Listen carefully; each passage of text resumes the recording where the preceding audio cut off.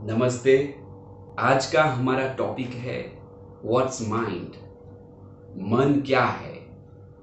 हम बार बार सुनते रहते हैं, कहते रहते हैं कि मेरा मन भटक रहा है, मेरा मन शांत है। मन क्या है, पहले हम वो समझेंगे कि मन क्या है। हमारे इंडियन भारतीय जो पुरातन टेक्स्ट है उसमें कहा गया है, मनः एवं मनुष्याणाम कारणं बंध मोक्षयोः। यानी मन ही बंधन का कारण है और मुक्ति का कारण है। बंधन यानी जो हमें दुख देता है, जो बंधन करता है, वो भी मन है। और मुक्ति का कारण यानी जिसको हम शाश्वत सुख और आनंद बोल सकते हैं, तो वो जो मुक्त जीवन की जो स्थिति है उसका कारण भी मन है। यानी मन के आधार पे पूरा हमारा जो जीवन है चलता रहता है। द थियरी ऑफ डार्विनिज्म और the theory of relativity theory Einstein की है, उसके आधार पे यदि देखा जाए तो हमारा अराइज और हम सरवाइव करते हैं और डेवलप होते रहते हैं, यानी विकसित होते रहते हैं। द थियरी ऑफ डार्विनिज्म जब वो साइंटिस्ट थे तब हमारा जो ये भारतीय पुरातन विज्ञान, जो सूक्ष्मतम विज्ञान है, पुनर्जन्म का जो साइंस है, यदि उसमें जोड़ा जाए तो पूर्ण थियरी बन सकती है। द थियरी ऑफ आइंस्टीन की है, जो रिलेटिविटी की थियरी है, सापेक्षता की, उसमें यदि द थियरी ऑफ भारतीज्म के आधार पे उसको जोड़ा जाए, थियरी ऑफ रियलिटी यदि देखी जाए तो ये पूर्ण समझ में आ सकता है। तो एक दूसरे से जुड़े हुए हैं। जैसे हमारे भारतीय टेक्स्ट में कहा गया है कि ये पूरा विश्व है वो चचराचर है, यानी चचर अचर का दोनों का कॉम्बिनेशन वर्ड है चचराचर। तो चचर यानी जो चलायमान है, जो बदलता रहता है, और अचर यानी जो चलायमान नहीं है, वो उसकी अवस्था चेंज नहीं होती, वो नित्य है। तो ये सब देखते हुए हम एक बेस हम बना रहे हैं। हमने श्रीमद् भारत भगवत गीता में देखा था टॉक 1 से 5 में कि हम परमानेंट है और बार बार जन्म ले रहे हैं, लेकिन अवस्थाएं भिन्न भिन्न होती है, वो बदलती रहती है। इसके बीच में मन क्या है? मन एक ग्रंथि है, ग्लैंड है, और वो गांठ होती है उसका बना हुआ है। छोटी छोटी जो गांठ बोलते हैं, ग्लैंड्स, उसका बना हुआ है मन। मन अणु और परमाणु के बीच की अवस्था है। जैसे हमारी बाहरी अवस्था में मन जितना अटैच होता है, तन्मयाकार होता जाता है, वैसे वैसे उसकी गांठ बनती रहती है, उसकी गांठ बनती रहती है।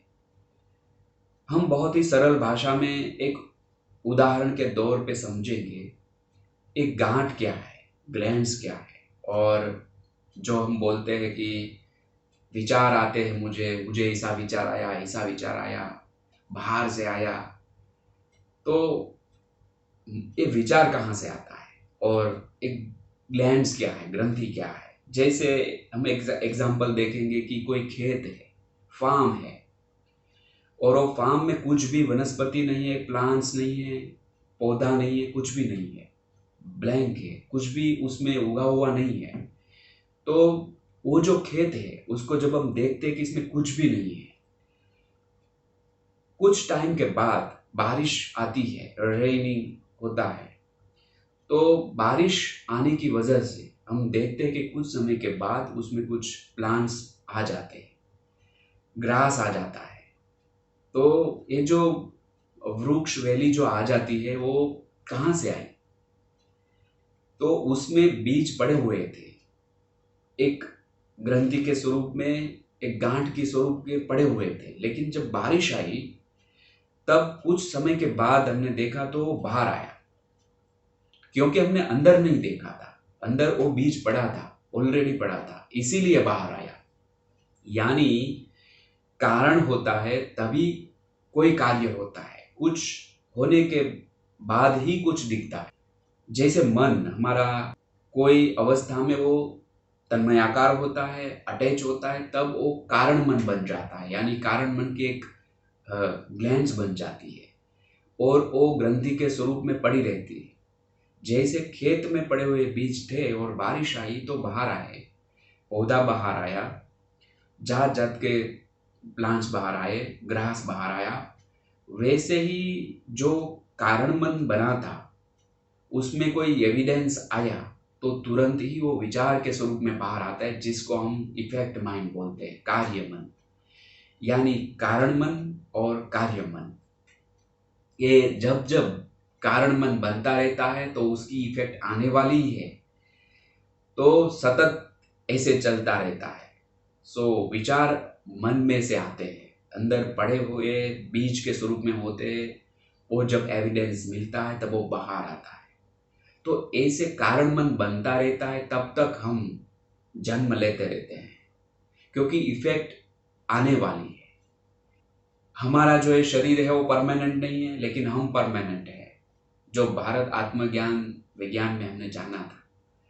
ये जो बाहर की अवस्था है, मन है, वो क्या है? जैसे हमारा शरीर है वो दो भाग में कार्य करता है, उसमें दो भाग है, अंतःकरण और एक है बाह्यकरण। अंतःकरण में जो पहले बनता है वही बाह्यकरण में आता है। तो अंतःकरण में मन, बुद्धि, चित्त, अहंकार, ये चार है। तो मन, बुद्धि, चित्त, अहंकार से अंतःकरण बना हुआ है। जब कोई एक समय एक ही काम करता है, जब मन में विचार आते हैं तब ये तीनों तीन बंद होते हैं। तो ये विचार जो आता है मन में, वो पड़ा हुआ था इसीलिए आता है, एविडेंस मिलने से। तो ये सतत चलती रहती प्रक्रिया है। अंतःकरण यानी हमारा आंतरिक जो पार्ट है वो, बाह्यकरण यानी बाहर जो आ रहा है वो। तो अंतःकरण और बाह्यकरण वो दोनों एक दूसरे के साथ जुड़े हुए हैं, इसीलिए हम कार्य कर सकते हैं, हम कार्य कर रहे हैं और वो आगे बढ़ता रहता है, इसीलिए बार बार जन्म लेना पड़ता है। तो आज हमने जाना कि मन क्या है और विचार क्या है।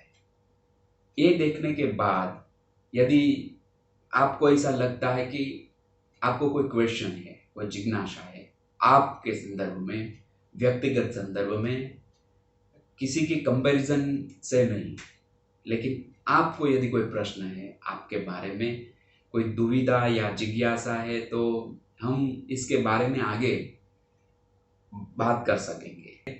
आप कमेंट्स में आपका प्रश्न डालिए, आपकी जिज्ञासा डालिए। तब तक आपको नमस्ते, प्रणाम, वंदे भारत मातरम।